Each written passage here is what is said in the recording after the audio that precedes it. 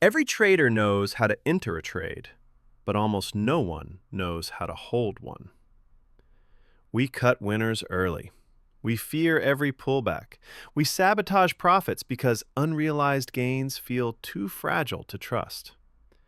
If you've ever closed a trade too soon and watched it hit full target without you, this video will explain the psychology behind it and how professionals stay calm while everyone else panics. You know that moment you're in profit, the chart's moving in your favor. You can see the green numbers growing on the screen, but something doesn't feel right. Your heart starts beating faster, your breathing tightens, and that small voice inside whispers, "Take it now, before it disappears." You try to ignore it, but the longer you watch, the louder it gets. Don't be greedy. What if it reverses? And before you even realize it, your finger clicks close. Then you watch the chart keep going, straight to your original target. You stare at it, frustrated, whispering to yourself, "Why did I do that again?" That moment, right there, has nothing to do with strategy. It's not your system. It's not your setup. It's your psychology. You didn't close because the market told you to. You closed because your emotions couldn't handle being right for too long. And that's the invisible war every trader faces, the battle between your logical plan and your emotional need for relief. Because holding isn't natural. Holding is pain. It's uncertainty, pressure, and discomfort. Humans aren't wired for that. We crave control. We want the tension to end. But trading rewards the exact opposite. It rewards patience, surrender, and trust. That's why traders lose not when they're wrong, but when they can't hold when they're right. Most traders think their issue is bad entries, but it's not. Their exits destroy them far more than any entry ever could. They panic in profit, they cut winners short, and they let losers run. Not because they don't know better, but because their nervous system can't stay calm when money is moving. When you're in a winning trade, your body experiences three emotional storms. The first is fear of losing unrealized profit. Your brain treats that open P&L as if it's already yours. Any small pullback feels like someone stealing from you. That's loss aversion. The second storm is the need for certainty. Your logical brain says, "Trust the plan." But your emotional brain screams, "What if it reverses?" So you take the small, guaranteed win, sacrificing your edge just to feel safe. And the third storm? Impatience. You crave action. You want movement, stimulation, dopamine. You don't realize that closing early isn't about locking profit. It's just emotional self-medication. You're trading not for gains, but for relief. That's the truth no one wants to admit. Most traders don't close trades to make money. They close trades to make anxiety stop. Every tick, every candle, every retrace, it feels like the market is testing your nerve. And in a way, it is.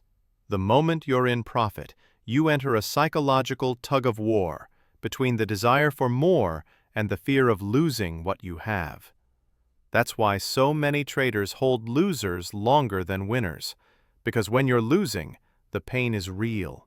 When you're winning, the pain is potential. And potential pain, the fear of giving it back, feels worse than loss itself. So you close early. You grab comfort. You silence the voice, for now. But deep down, you know you just betrayed your own plan. That betrayal hurts more than any red candle ever could. When you're in a trade, your body goes into fight or flight mode. Your brain floods with cortisol. You're not trading, you are surviving. And the survival brain has one mission: end uncertainty. It doesn't care how, gain or loss, just end it. That's why closing early feels good. You think it's discipline, but it's not. It's relief, disguised as control. But here's the paradox. The market rewards discomfort. It rewards those who can sit in uncertainty without panic. It rewards patience. It rewards stillness. True holding isn't passive. It's active discipline. It's looking at every pullback and saying, I trust my edge. It's sitting still while your emotions scream for movement. Most traders never reach that level because they never train for it. They study entries, not endurance. They chase setups, not silence. But here's the secret. The calm between your clicks determines your future far more than any technical pattern ever will. To hold, you must trust. Not the market, yourself. You must trust the system you built. You must believe in your own probabilities more than your fears. And that trust doesn't come from hope. It comes from evidence, from backtesting, from seeing your edge play out 100 times until you know, not think, know, that if you stick to it, you'll win over time. If your strategy wins 60% of the time, you have to feel that 60% deep in your bones. Otherwise, you'll sabotage yourself every time you see a red candle. You can't build emotional confidence with words. You build it with repetition. And once you start to trust the process, you redefine what success means. Success stops being about how much you made on this trade. It becomes about how well you followed your plan. If you held until your target, even if it reversed later, that's a win. If you cut early out of fear, even if you saved a little profit, that's a loss. Trading is not about being right. It's about being consistent. Your goal is not to make every trade perfect. It's to stop betraying yourself under pressure. So, how do you hold longer? You build habits that protect you from yourself. Before you even enter a trade, you set your stop, your target, your plan, and then you leave it alone. Don't adjust mid-trade, don't babysit. You made that plan with a calm mind. Don't let an anxious one rewrite it. If you struggle to hold full positions, take partials. Scale out a bit to calm the fear. That's not weakness. That's emotional architecture. Reduce the noise. Zoom out your chart. The shorter your time frame, the higher your panic. A 1-minute candle is not life or death. Breathe. Let time expand. Let the trade live. Visualize patience. Before the market opens, picture yourself holding through noise, through uncertainty, through the pullback that used to scare you. Feel that calmness now, so when it happens, your body already knows how to stay still. Because the truth is, holding isn't about charts. It's about chemistry. When you breathe, you regulate your nervous system. When you slow your breath, your brain receives a signal. We are safe. And only when you feel safe can you hold. You can't force patience. You can only train safety. Professional traders do one thing differently. They make it easy to do the right thing. They use alerts instead of staring. They plan exits in advance. They treat pullbacks as normal, not as danger. They see every dip as part of the process, not proof of failure. They know uncertainty is permanent, so instead of fighting it, they learn to live with it. When you close early, don't shame yourself. Observe. Label the feeling. Fear? Boredom? Lack of trust?